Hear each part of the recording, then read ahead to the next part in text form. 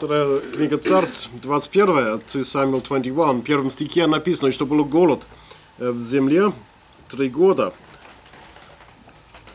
Почему? Написано это ради Саула и кровожадного дома его, за то, что он умертвил гавионитян.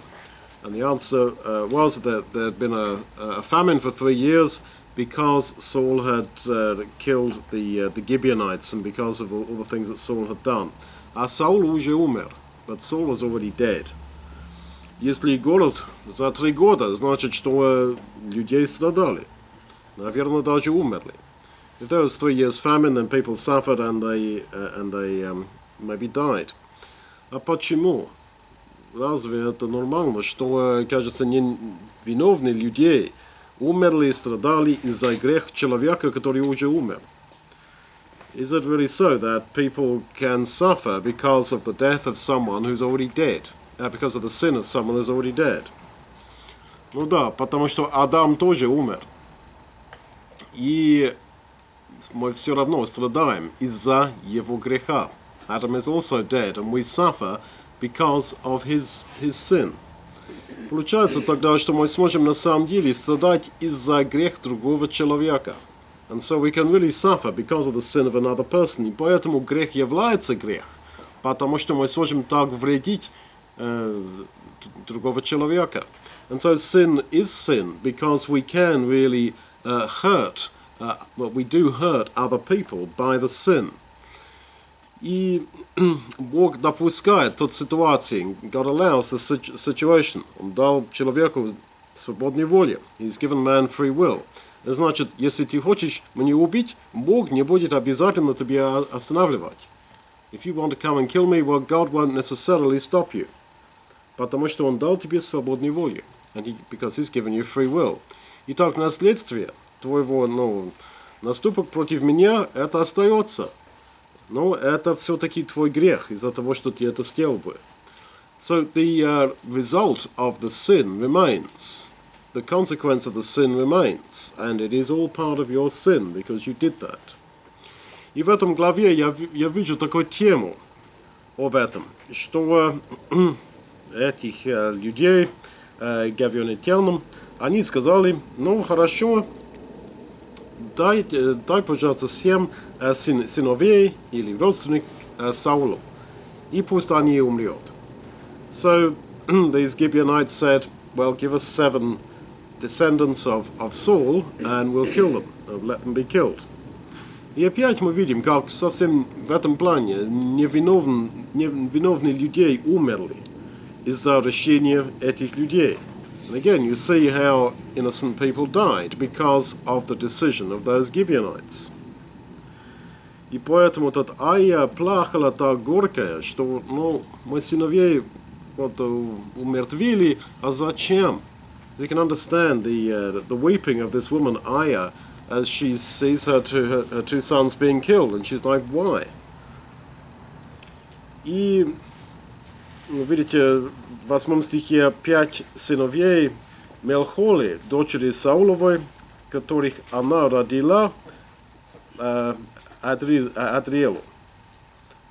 Представляете, женщин, 5 детей. А что, им должны умереть? А зачем? Понимаете, из перспективы этого женщины, тем более из этих 5 людей, 5 человек. So just look at it from the perspective of that woman and also the 5 people who got killed. Это страшно, it's terrible. But it shows that, это показательство о том, что людей страдают из-за греха другого человека. It just shows that people do suffer because of the sins of other people. Итак, это не просто так, что, ладно, я буду постараться не согрешить, чтобы, я буду в Царстве Божьем. Это слишком примитивно. It's too primitive to think or reason, well, I'll try not to sin so that I might be in God's kingdom.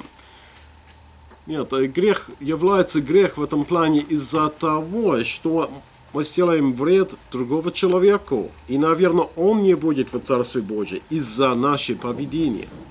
But sin is sin because of damage to others in one form or another, to the point that we actually might stop someone getting to God's kingdom. Но это все как-то отрицательно. This is all very negative. А положительном сторону это так, что и тоже мы сможем вести человеку к вечности. And it's true, therefore, that we can also bring a person to eternity, to eternal life. Так как Бог дал нам такой свободной воли, мы сможем быть камень преткновения к человеку, we can be a stone of stumbling to a person, и мы сможем, наоборот, привести тот человеку к вечности. And we can also lead that person to eternal life. Бог дал нам, передал нам такой возможности. So God has given us these possibilities. У нас чудесные возможности. We have wonderful possibilities.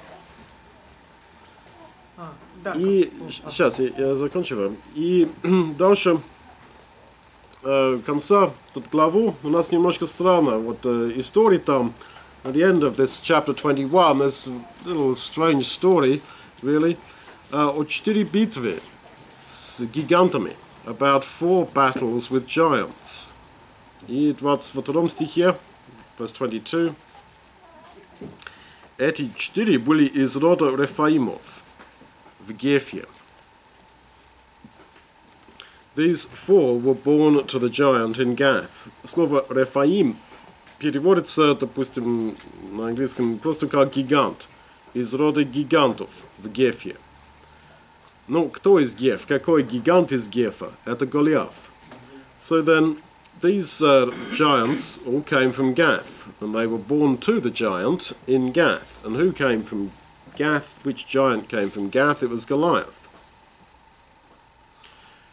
И кажется, что победа Давида против Голиафа стал как, прообразом для всех его народ. It seems that the victory of David against Goliath became some sort of pattern for all his followers, for all his men. Победа Давида против Голиафа – это прообразом смерти Иисуса на кресте. Иисус умер на Голгофа. И Голгофа, Голь – это лоб на еврейском языке. Голгофа буквальным образом переводится, Голиафа. Golgotha, in literal sense, means the skull of Goliath. Давид отрезал голову Голиафа. David cut off the head of Goliath, и это он похоронил в Иерусалиме. And he buried it in Jerusalem. И через время тот голову Голиафа стал лоб. And of course in time the head of Goliath became a skull. И есть много таких подробностей. There's many similarities между смертью Иисуса на кресте и победа Давида против Голиафа. There's many similarities between the death of Jesus at Golgotha and the victory of David against Goliath. Я просто имел в виду, I simply had the sense, что тот победа Давидова, все как-то его мужчины, его солдаты, они все хотели это повторить. Это было огромное для им вдохновление, очень большое, ободрение, и чтобы я и тоже буду к этому стремиться. And so all these men, his followers, were inspired that I also will try to win his victory, to repeat his victory. И с нами, and with us. Мы видим отдалека, правда, победа Иисуса на кресте. We see from far away, as it were, the death of Jesus on the cross. И нам придется, в принципе, это повторить. And it is for us to repeat that. Когда кризис есть, когда проблемы есть, когда кажется, что я лишь Давид против такой гигантической проблемы. Это наша Голиаф. И это для нас участвовать как-то в этом битве, зная, что Иисус победил, как Давид победил, и я не просто спектатор, я не просто в аудитории. Смотря на, допустим, на Давида, смотря на Иисуса на кресте, я не просто в аудитории.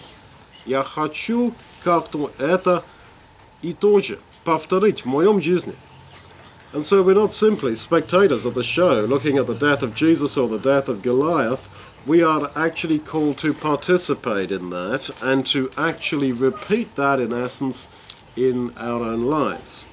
И, кстати, помните, когда Давид шел на встречу с Голиафом, он сперва взял 5 камен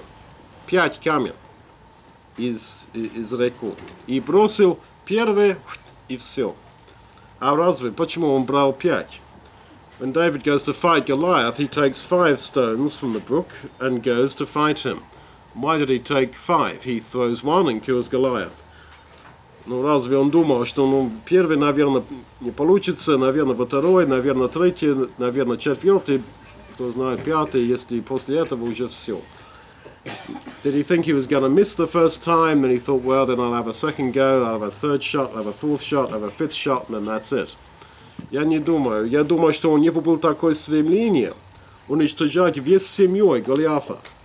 Я считаю, что Голиаф там не стоял один. У него было 4 сыновей, которые тоже, как здесь написано, гиганты. So I don't think so. I think he had the spiritual ambition to take out not only Goliath, but also these 4 giant sons of Goliath, who I suspect were also standing there. А Бог, кажется, это не пропускал. It seems God didn't allow that. Goliath упал и все. Goliath fell, and that was it. Потому что Бог хотел, чтобы народ Давидова сделали свою часть. Убили бы этих 4. So, because God wanted the people of David to do their part and kill the other 4 giants. Итак, для нас тоже Иисус умер на кресте. И у нас сейчас наша должность. У нас есть наша часть. И вот это побеждать против греха в нашем жизни. And so this is why we have been left work to do. Jesus died on the cross, and with that inspiration, we are now to do our part in destroying sin in our lives. Это не чисто так, как мы лишь спектаторы в аудитории смотрим на то, что Иисус сделал, ой, молодец, молодец. Вот. Нет, это и тоже для нас тогда кое-что практически делать и повторить Его победу в нашем опыте. So we are not just spectators, we're not just audience members. Watching the death of Jesus or the victory of David against Goliath, we are to repeat that in essence in our lives. Ну, что скажете? Галина, ты хотела? Да, у меня уже эта мысль ускользнула. То есть... Забыла. Ну, то есть, как-то я пришла...